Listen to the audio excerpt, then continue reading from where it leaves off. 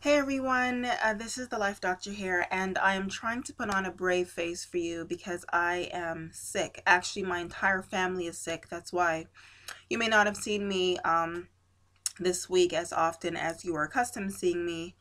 I usually try to put out videos just about every day, but this week has been, I guess, one of the hardest physical weeks for my family. It's just been crazy. It actually feels like an attack of some sort, a spiritual attack, like spiritual warfare, because how many know that we wrestle not against flesh and blood, but we are dealing with spiritual wickedness from high places. So, you know, my family, for those who don't know, is a ministry family. My husband is a pastor, and so we both serve in two churches. And so he's pastoring, and I'm being supportive, and I work in different ministries like music ministry and with the kids ministry, children's ministry, and things like that. So we are a pastoral family, and I am convinced, I'm convinced and convicted that the devil likes to attack families, but he likes to attack families in particular, or especially that are involved in ministry, because he knows that the work we are doing is for the building up of the kingdom of God, and he will do whatever he can to tear down ministry. And so what better plan of attack than to take down families that are directly involved in ministry? So before I share with you what my family experienced this week, I mean, just be encouraged. If you feel like you are under the attack of the devil, if you feel like you are just getting hit left and right, take heart, because God sees and knows everything. He knows the ending from the beginning. And when you work for him, when you do what he says to do, he will make it his personal responsibility to take care of you and to make sure that you are okay. Things might not feel good. Things might not be good right now, but they will eventually be for your good in the end. Things will work out for your good in the end. The Bible promises us that. So just take heart. Do not stop what you're doing. Do not stop your ministry. I guess you can take it as a confirmation that you're doing what you need to do, because the devil is not going to bother with people that are on his side anyway. Like, he's not going to waste time with people that he already has in his camp. He's going to try to attack those that are not in his camp and are for Jesus, to try to get them over to his side. So I guess you can kind of take that as some kind of consolation that you're doing what you're supposed to be doing. But anyway, so on to my family. So basically, like, so today's Thursday, so like Sunday or Monday, I can't remember, my husband lost his phone.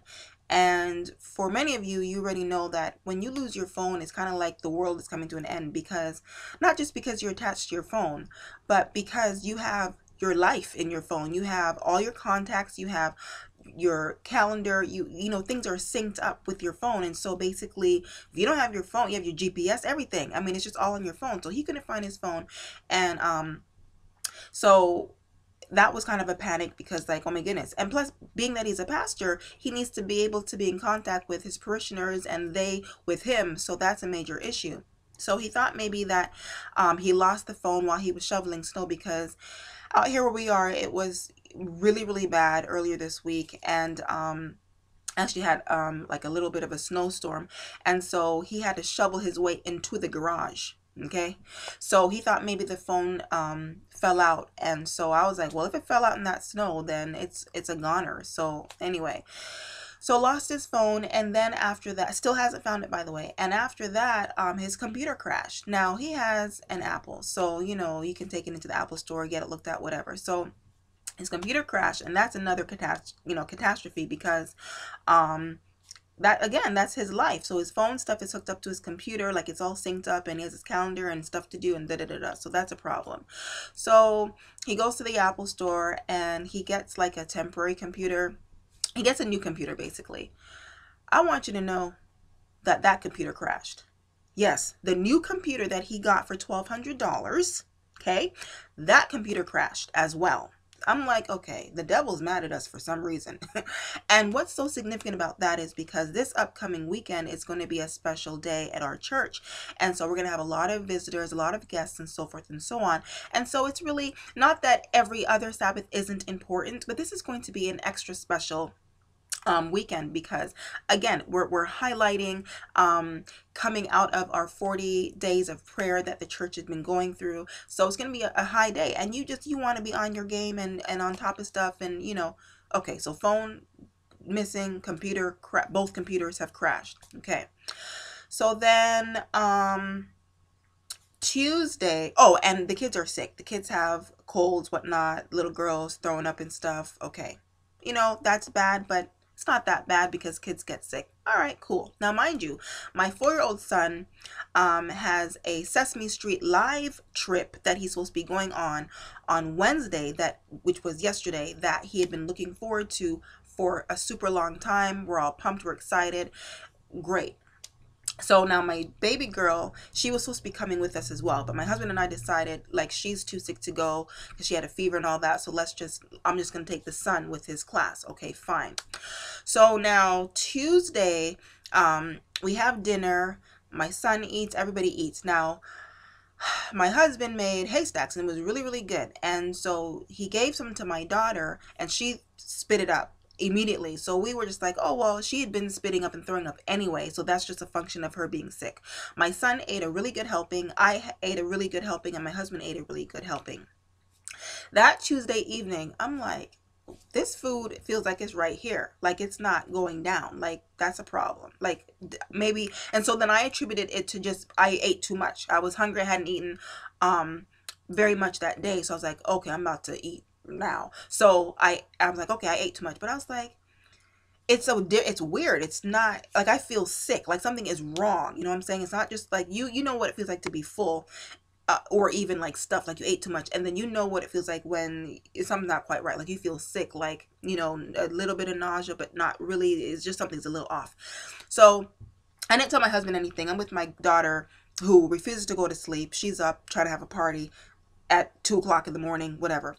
But I'm just like, okay, let me just sip some water to try to push things down and just take it easy. So I made some tea, had some water, I'm starting to feel a little bit better, but not really. Okay, so in the morning I go downstairs. I'm like, because if my daughter is up and can't sleep, then my husband will take her and just try to walk around with her and stuff and see if she'll fall asleep that way, because sometimes she likes the constant walking up and down and the movement, and that will kind of rock her to sleep.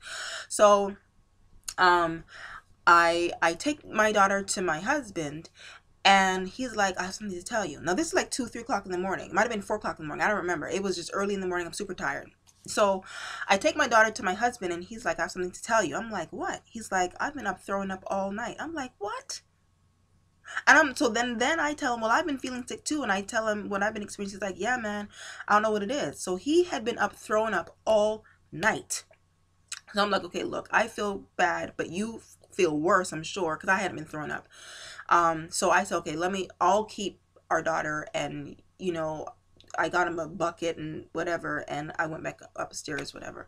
So I'm with my daughter, and I'm like, man, am I even gonna be well enough, like, to take my son? And I was like, Lord, we started matter of fact, before I went upstairs, I laid my hands on my husband, because you know what, husbands, men out there, you better find you a wife that will lay her hands on you and pray with and for you. Okay. Anyway, so I laid my hands on my husband and I prayed over him. I prayed that the Lord would rebuke the enemy from our household. We didn't know what was going on. Okay, then I went upstairs with my daughter. I was like, Lord, please work it out so that I can take my child to this Sesame Street live event downtown at the Fox Theater that he's been looking forward to for so long. So remember, I hadn't gotten any sleep now. So, okay, so I got an hour or 2 hours worth of sleep, still sick the next day. Didn't have any breakfast because I'm afraid to eat. I quietly get dressed and everything. My husband's still knocked out on the couch downstairs with the bucket by the couch. So I'm like, okay, Lord, let me be able to get ready without my kids waking up, because then what? So then I get ready, thank God.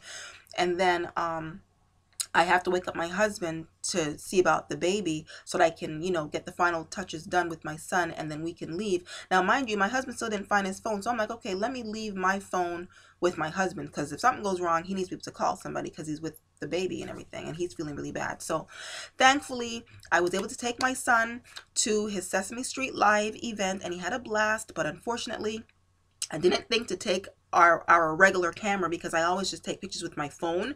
And since I didn't have my phone, I didn't get any pictures, but I bought him toys and stuff to commemorate the event. But no pictures, so that sucks. But at least he got to go.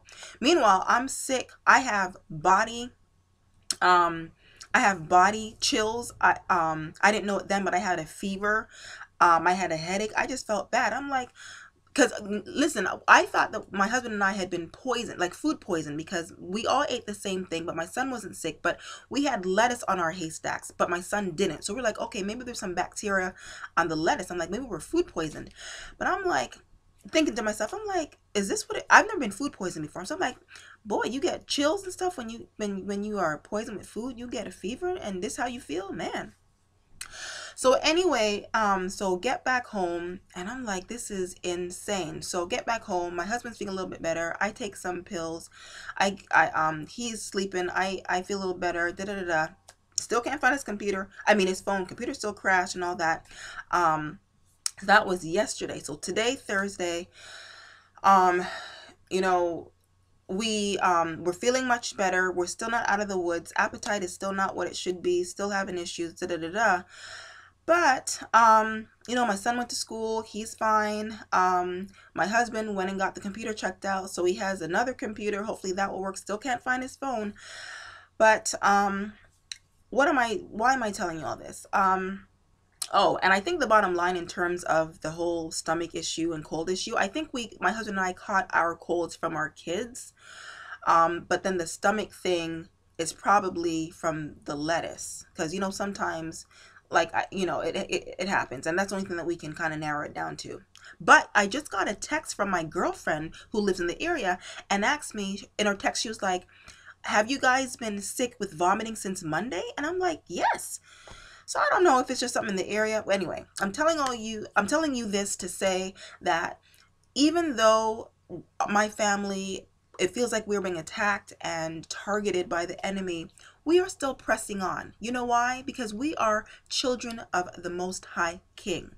And we know that we have purpose, we have a mission, we have a responsibility to our church family, to the community, to our children, and we are not going to give up.